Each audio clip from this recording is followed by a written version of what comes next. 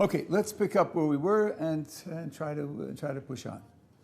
We have agreed, unless you tell me that something happened over the weekend and you want to tell me you don't agree now. We've agreed that we're looking for adequate evidence. We're not looking for proofs.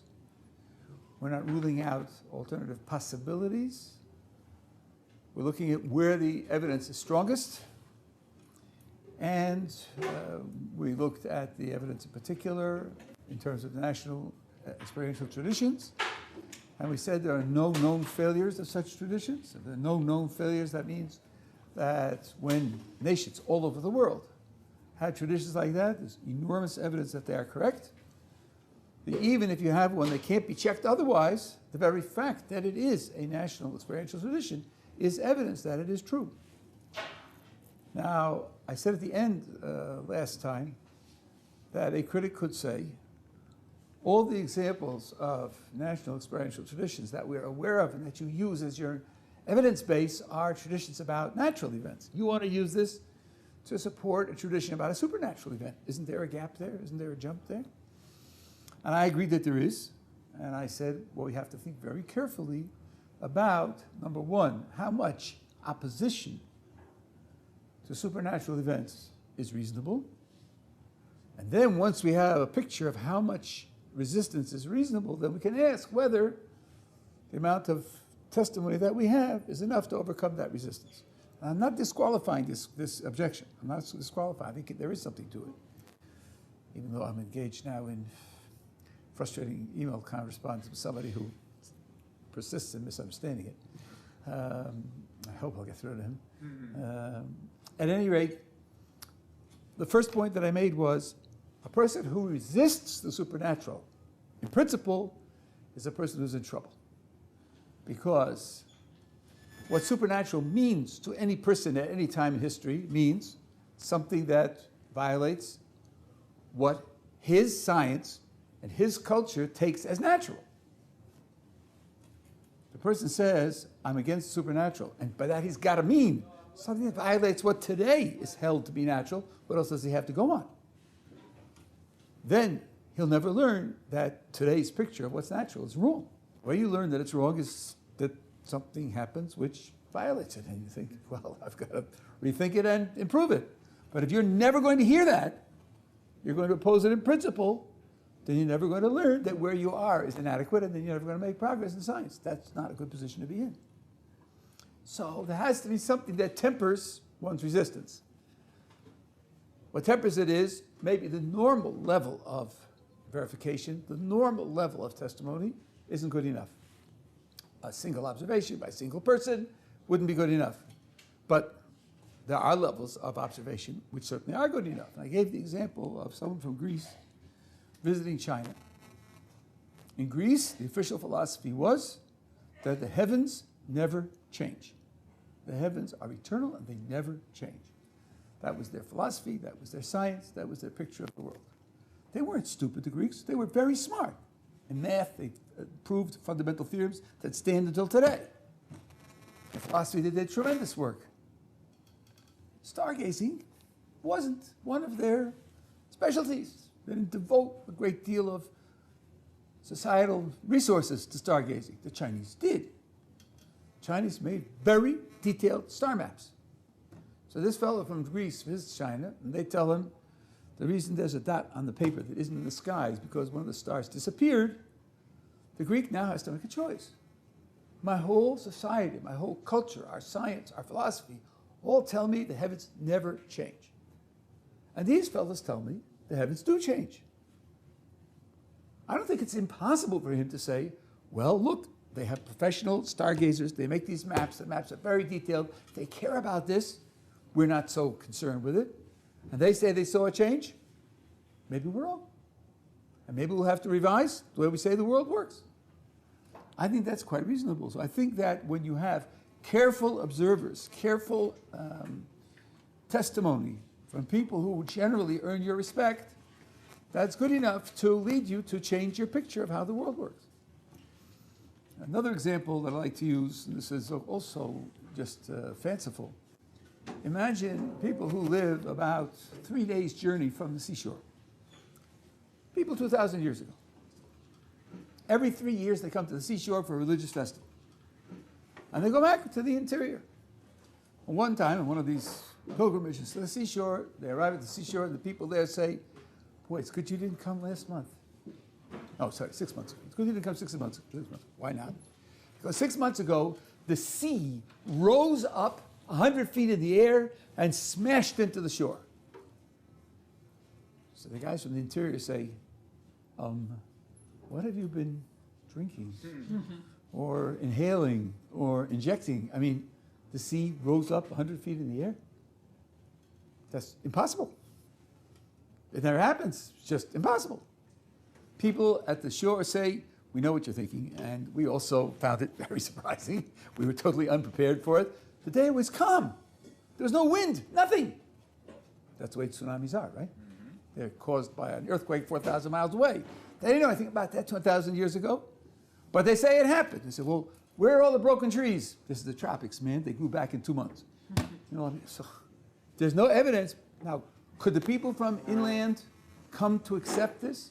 So listen, we know these people are serious people. They catch fish, they build huts, they have a social organization, so on and so on. If they say it happened, even though we have no memory of it, they have no memory of it, have no explanation for it whatsoever, maybe they're right. Maybe it really did happen.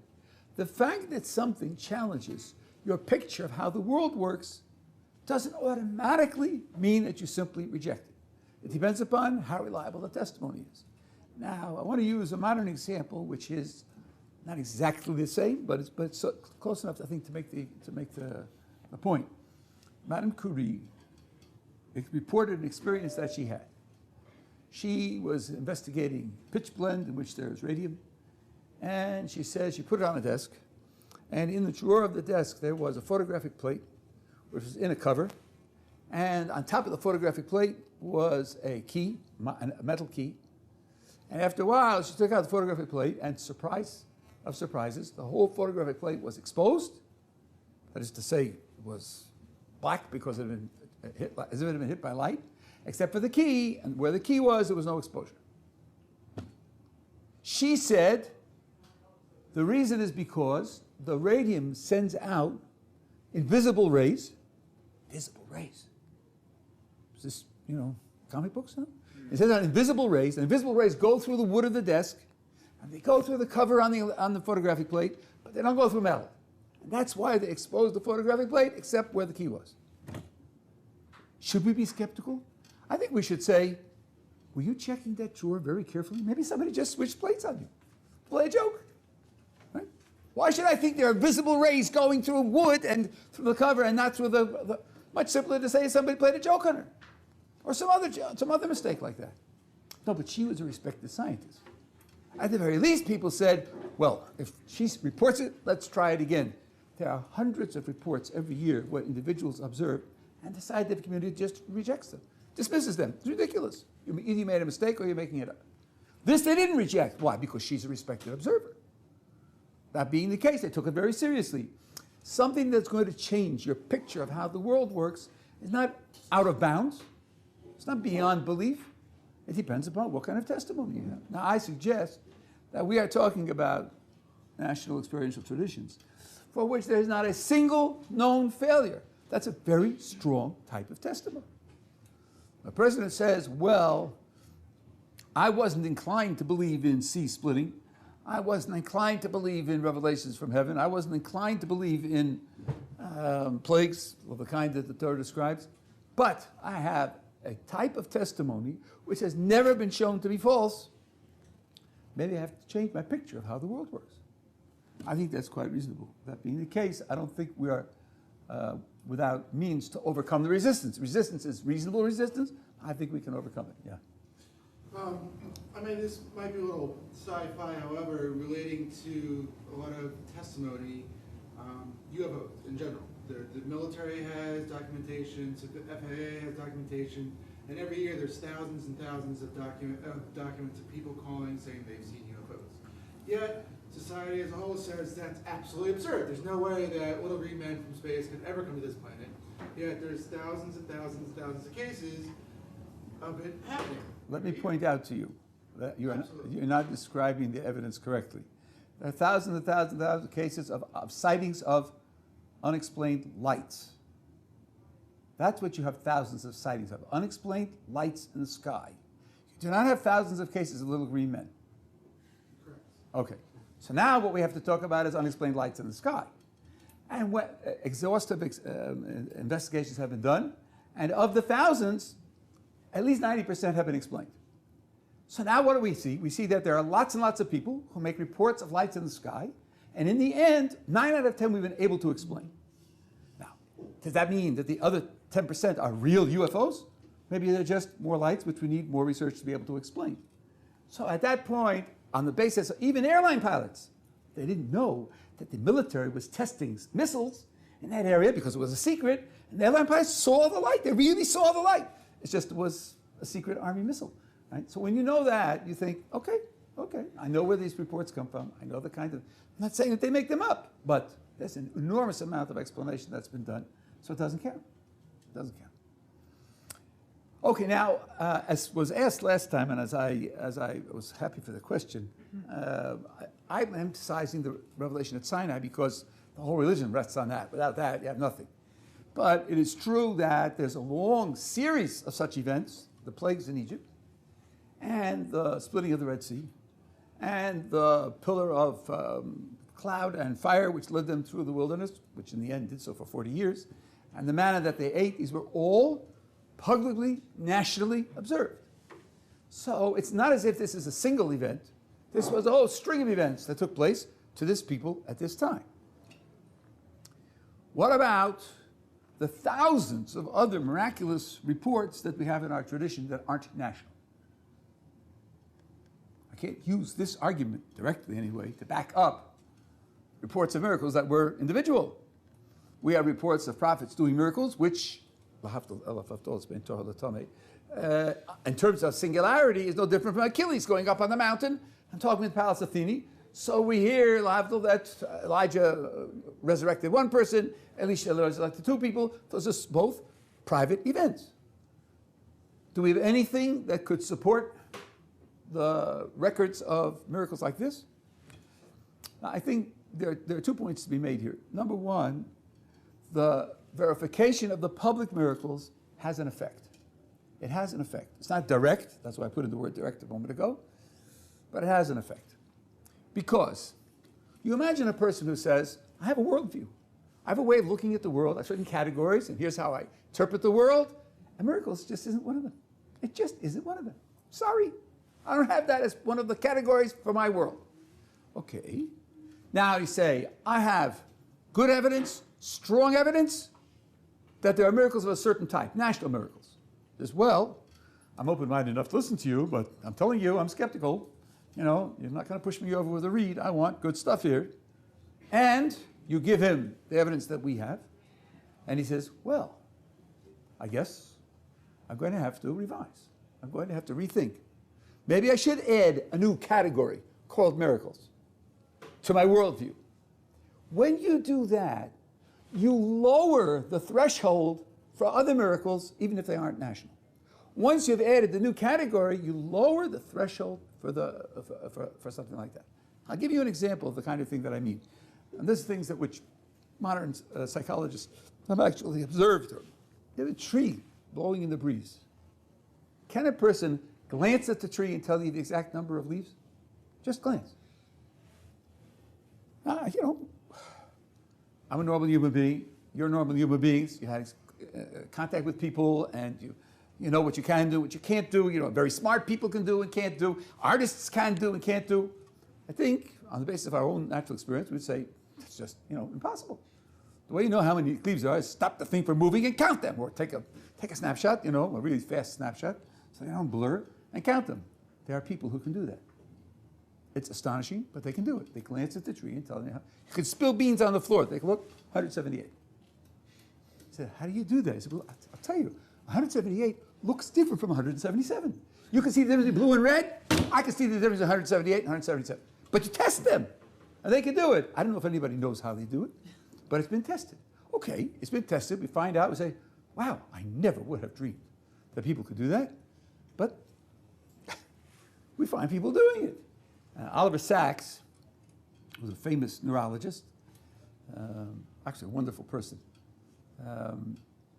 He worked with serious neurological deficits, and he was in a home for people who were dysfunctional because of neurological deficits.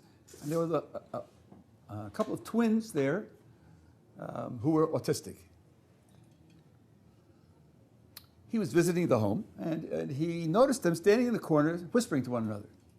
So he walked up behind them to listen to them, and they're whispering. One says something, and the other sort of looks and gets a smile on his face. The other says something, and this one smiles. You know, very peculiar. So he sneaks up behind them, and he hears them whispering numbers. Numbers. 6-digit numbers. So it's the number, it's a smile. Another number, it's a smile. What's going on? So he stands there for a while. They don't notice him. He's writing down the numbers. Goes home. They're all primes. They're all primes. Oh, really? Primes. Mm-hmm. I guess these guys, there's such a thing as what's called an idiot savant. Someone who has no normal social capabilities but has some certain kind of genius. So he decides that he's going to join their game. He gets a book of primes, up to 12 digits, and he comes up to them one day, and they're doing this game with the numbers, and he throws one in. They turn to him with a little bit of surprise.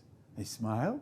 So then he says, and Sachs, sneaking a look at his book, says another one, and, okay, it's another one in another game. After a while, he ups the ante, goes up to 7 digits. They look at him with a gleam, and they start producing 7 digits. He goes up to 8 digits. They start producing 8 digits. 8 digits takes a little longer, 15 seconds, to figure out whether an 8-digit number is a prime. That means it's divisible only by the number and 1. No divisors in between. He got them up to 12 digits. 12 digits took them half a minute. How could a person take a 12-digit number and determine in half a minute whether it has any divisors? I don't know. I would have bet almost anything to tell you 12-digit numbers. Nobody could do that. They did it. Oliver Sacks is a respected scientist. His testimony alone is enough for a person to say, if Sacks reports it, then it must be true. We don't know how to explain it, but we'll have to understand that human beings could do things we didn't think they could do and rethink our position about this. So forcing me to change my picture is something which good enough testimony can do. And that, I think, is true about the division between the natural and supernatural. Now, as I said, the private miracles, then the threshold goes down. If now somebody tells me he met somebody who can identify 10-digit primes in his head, so I say, okay, so this guy's number 3. I won't require a verified scientist to report that. Once I know that there is such an ability, and there's another person who has the ability, it's much easier to accept that. When you want to get me to expand my picture of the world, so then you need a good, solid piece of testimony. Once my picture of the world has expanded and you want other cases, it's much easier to accept it. So I think that the verification we have of natural miracles lowers the threshold for other miracles. That effect it does have, yeah. Well, I was just going to ask, what about where the national experience thing comes in contact with other forms of evidence? So like how old the world is, for example, because doesn't the Torah say it's 5,000 years old? And then there's carbon dating, and you can take a chunk of ice and based on the layers tell how old it is, that kind of thing. So what about where there's an experience that comes in contact with secular evidence? Well, I don't see a direct contact here. No one claims that he experienced the creation of the world. There was a whole nation that experienced the creation of the world 5,775 years ago. That was not a national experience at all. So why believe that? Why then believe that it's 5,000? However many years old? Okay, but I'm just pointing out that it's a good question, and for our belief system, there's an almost unlimited number of questions like that. But it's not a conflict between the national experiential tradition verification on the one hand and some secular evidence which would say, for example, the experience didn't happen. That would be an interesting kind of thing to adjudicate. But then you would come up against what I tell you from my research, that there are no known NETs that we know are false. that would be a case. We have a national tradition of that type, and then you have evidence against it, and you'd say, well, the national tradition is a mistake.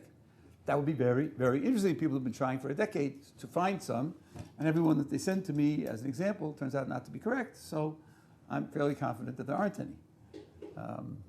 If it occurred, then it would be something that's worthwhile talking about.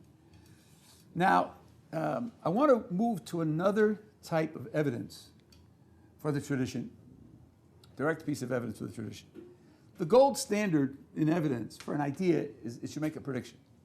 If it makes a prediction and it comes true, that's considered to be direct, important evidence. That's how you test scientific theories. I think we have one. Now, I just want to introduce a little bit of understanding how it's done in science, and then we'll take a look at the one that I have in mind directly. You have a scientific theory, makes a prediction, you test the prediction, if the prediction comes out true, you say it's evidence for the theory. Well, a little more has to be said. You're looking for evidence for a theory. Usually that's because that's not the only theory in the field. There are 2 or 3 or 4 theories in the field, and you're trying to figure out which one is a better theory. So when one theory makes a prediction, you need to check that the other theories will reject it. Let's suppose I have 2 theories, A and B. A says when you heat this stuff up, it'll turn orange. And B says when you heat this stuff up, it'll turn orange.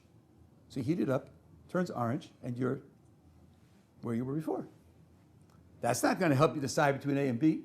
If A says it'll turn orange and B says it'll turn purple, now you have a test. That's called a crucial test.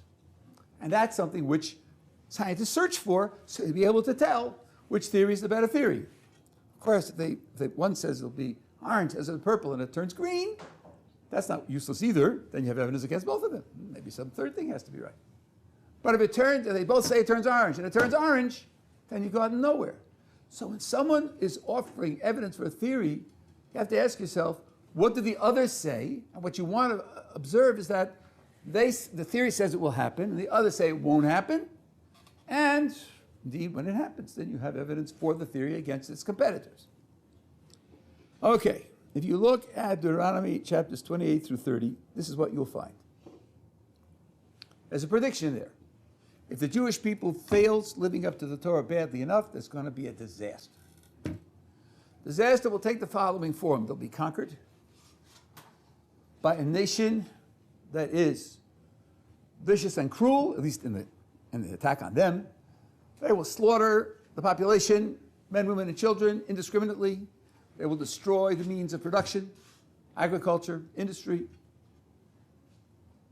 They will exile the population. The conqueror will speak a language that the Jews don't understand.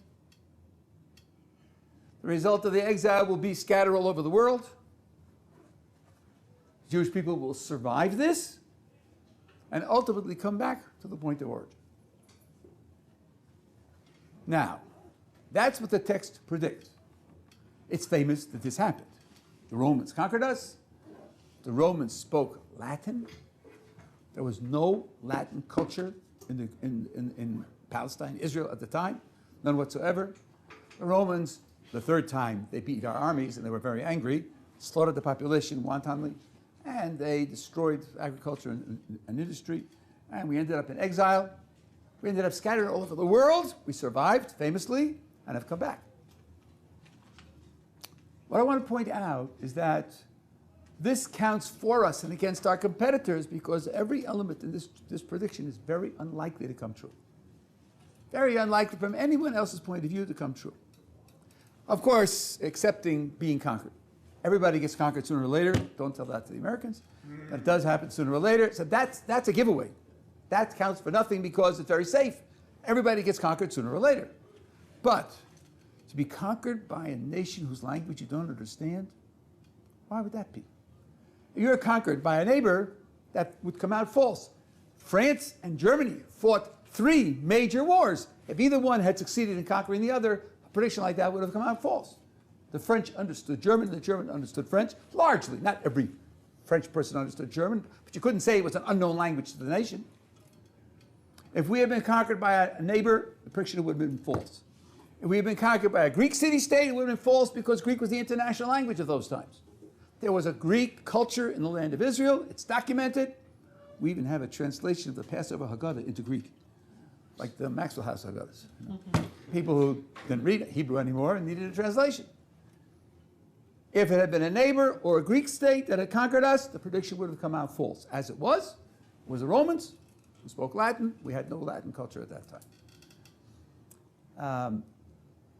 Brutal slaughter of the population, the purpose of conquest in the ancient world and down to the modern world. The brutal purpose of it is to tax the beaten population.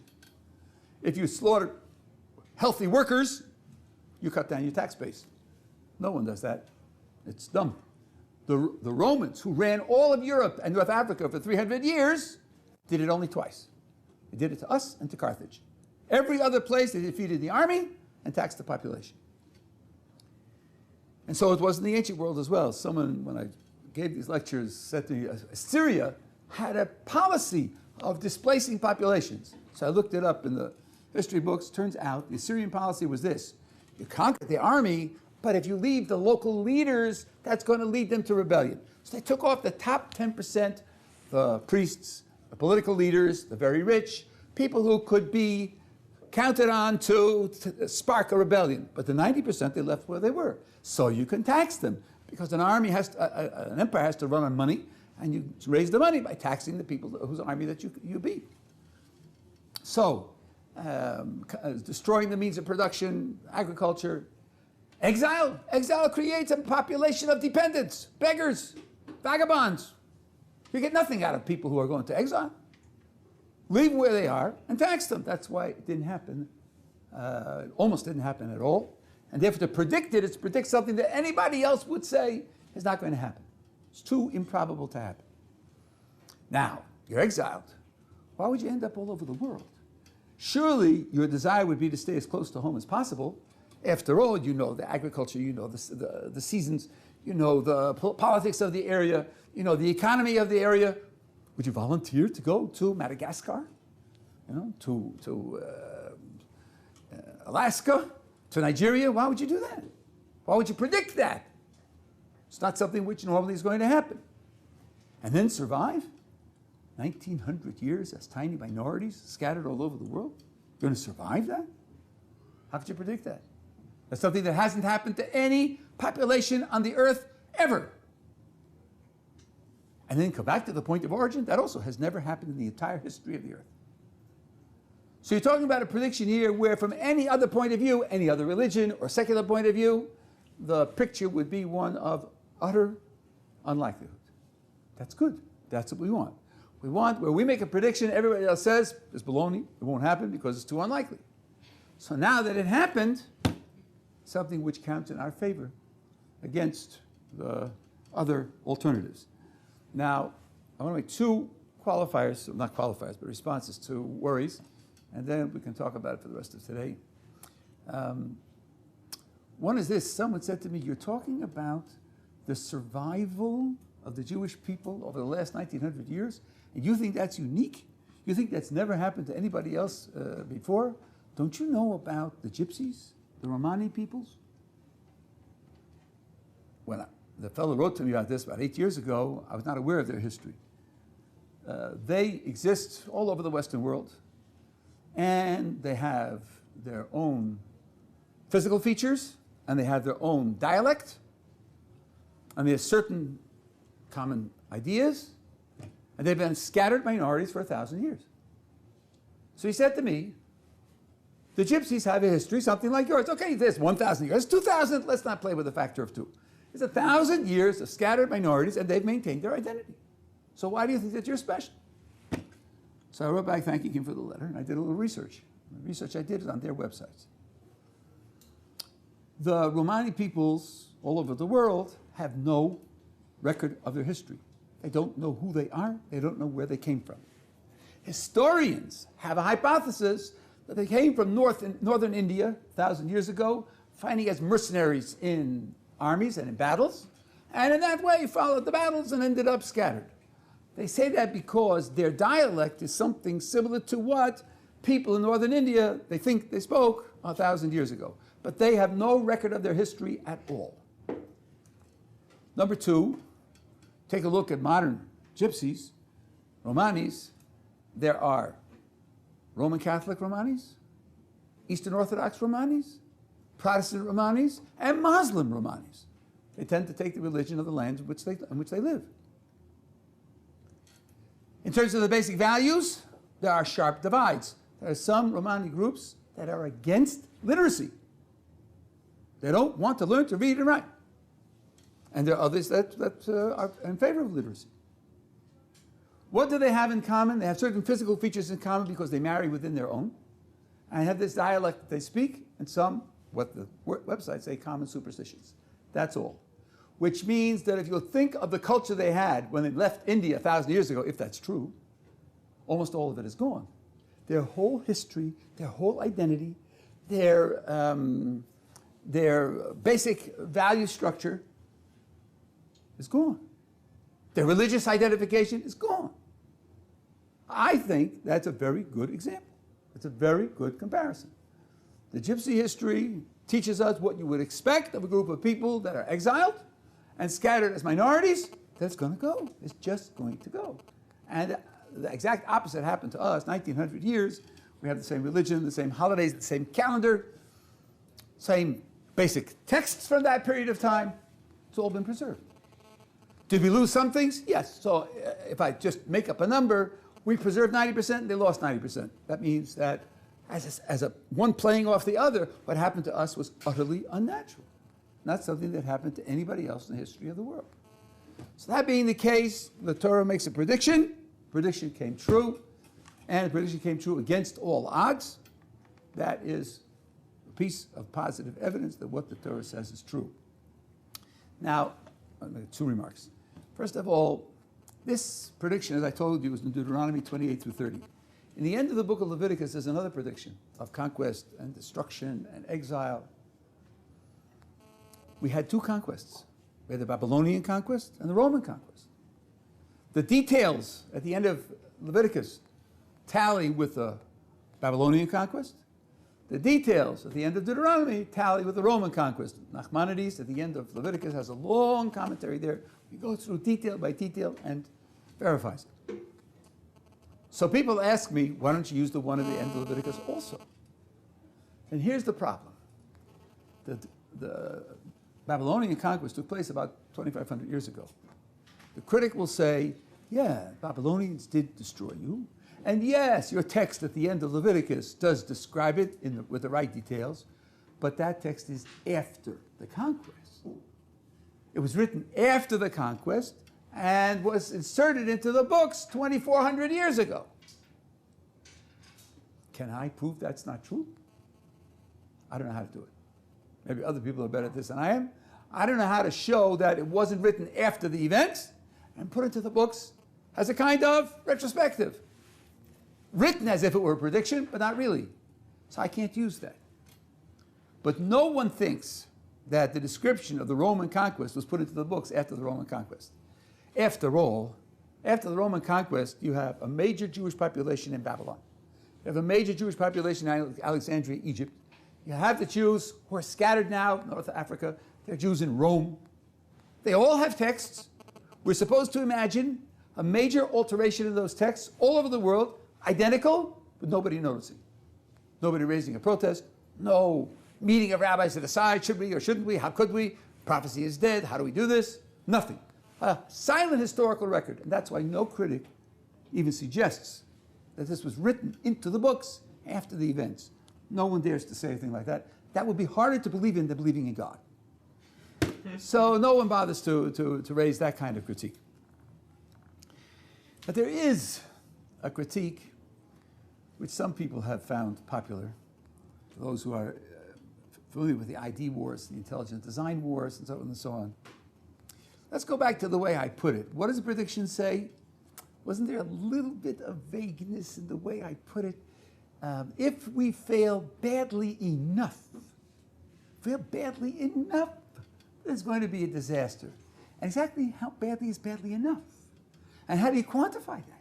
In how many units of badness does it have to be? 67, 141? And if you don't quantify it, Are you really making a prediction? Look, the critic will say, suppose it never happens. Are you going to give up and say you made a mistake? No, you'll just say it wasn't bad enough. So if there's nothing that could make you give up, there's nothing that could make you admit a mistake, that's not really a prediction. A prediction is something you have to be able to test. Test means you can run some kind of observation or some kind of scenario where if things don't work out well, you'll admit that it was wrong. No, you've protected yourself. You'll never admit that it was wrong. So then it's not really a prediction. It's not factual, it's not valid, it's not objective. It's just nonsense. There are many people who think that, and they think it on the basis of philosophy and hard-headed critical thinking. It's nonsense. It's absolute nonsense. And when I was going to graduate school 100 years ago, this was already thrown out. But it just hasn't percolated out to the general population. Let me show you why it's nonsense, and then I'll explain to you where the fault is. You've heard of the Big Bang. Well, there are lots of Big Bangs. There are lots of theories about how it happened. And for one purpose, they group them into two groups, and they say, according to this group of theories, the Big Bang produced a certain type of particle. According to that group of theories, it didn't produce it. We like to find out which group is correct. So they're looking for this particle. They're looking for it. They set up experiments. And if the particle goes through, they'll wave a red flag and say, hey, we found one. And we'll know that this group is correct and this group is incorrect. They're looking for it. It's called the magnetic monopole. You want to look this up? You know that magnets have two poles, the North Pole and South Pole? Yeah, but this one is a one-poled particle. It's like one pole all by itself. Don't ask me how that could be. I'm not good enough in physics to tell you. They're looking for the magnetic monopole. So these experiments are set up, and they're waiting for results. Now, let's see what could happen. What could happen is, someday, one of the experiments will wave the red flag and say, we found one. Then they'll say, aha, we found one, so we know they exist, and since they exist, this group of theories is right, this group of theories, or one of them, and this group of theories is out. Suppose the experiments remain silent. Suppose they remain silent. What do we know then? Well, we don't know anything. Maybe they're out there and we haven't found them. Or maybe there aren't any. Silent experiments don't tell you there aren't any. So here's this hypothesis. There are magnetic monopoles. What would lead us to give that up? What would lead us to say, oh, we now know we made a mistake? There's nothing in the experiments that could do that. No matter how long you run it, it could always be that they're out there and you haven't found them. But this is real science, boys and girls. This is the real stuff. This is going on. Many thousands of dollars going into these experiments, and they're running today. Someone who says that in order to have a real scientific idea, it's got to be that you can create a test which will show that it's wrong, is making a mistake. Science doesn't work that way. It's enough that science or experiment or observation could settle it either way. Maybe the observation can't settle that it's wrong, but it could settle that it's right. That's worth testing. That's worth taking seriously. Doesn't have to be that it can prove it wrong. Maybe nothing will prove it wrong, but something could prove it right. And that's exactly what we have. We have a prediction about a sequence of events. You're right. You're right. I mean, I'm going to take this back in a minute, but you're right. We could always say we didn't fail badly enough. So if nothing happens, nothing ever happens, we could always say, that doesn't prove I'm wrong, because I could always say we didn't fail badly enough. Even though I don't think that's right either, but suppose it were true. But if it happens, if it really happens, then we have every reason to think that it is correct. Because what it predicts is something that shouldn't happen. What it predicts is something that's very, very unlikely to happen. So this idea that since you couldn't show it wrong, it's not really a prediction, it's a mistake. It's a mistake. I say it's a well-known mistake. The fact that you can't show it wrong doesn't deprive it of its validity. If there's some way you could show it right, and it happens. I'll give you a very simple example. I have a cousin, Fred, and Fred has an ability which is really very useful. He can predict the closing Dow Jones Industrials 2 weeks ahead. So you say, you must be joking. Okay, watch. I'll get him to write it up for you, put it in a sealed envelope. You keep it. You keep it. And 2 weeks from now, open it up and see if you got it right. Now suppose this happens 6 times in a row. Are you going to say it was an accident? Down to the 100th. I think it would be utterly irrational to say it was an accident. You can't imagine how it would be so. Now, maybe he's a trillionaire and he's manipulating the market to make it happen. Maybe so, but then he knows what's going to happen, doesn't he? He knows because he's manipulating it to make it so. So, at a certain point, you're going to say, well, this shouldn't happen by accident. This shouldn't happen by accident, so then I'm going to give it credit. Now, let's suppose I say that he gets it right when he concentrates hard enough. Doesn't always get it right. He gets it right when he concentrates hard enough. So you get the paper and it fails. The paper again and it fails. And I say, that's just because he wasn't concentrating hard enough. Say, oh, look at that, Gottlieb. You have a way out. You have an escape hatch. Every time he fails, you're going to say it's because he wasn't concentrating hard enough. That's true. That's what I'm going to say. But if he then gets 4 in a row, I think you're going to say, wow, that needs some explanation. That's not happening by chance. So again, even though you can't show it's wrong, if it comes out right, you have definite evidence that something special is going on. That's where we are. We have a prediction, and the prediction is one that is unlikely to happen. If it never happens, that doesn't show it's wrong. But if it happens, we have every good reason to say that the prediction was right. Now, if you have a book that predicts future events, and they turn out to be correct, then the source of information either has to know the future because it knows, or maybe it knows because it makes it happen, like my trillionaire who's manipulating the market. Obviously, something more than the ordinarily natural is going on. And there I think you have a direct example of it in Deuteronomy 28 through 30. So what we have so far is the public miracles, which include the whole of the Exodus plus the Revelation of Sinai. And we have this prediction of the conquest and exile, survival and return of the Jewish people. And the next 3 days, we'll pick up some more pieces of evidence. We'll start with this again tomorrow. If something comes up in your minds, we'll have to talk about it.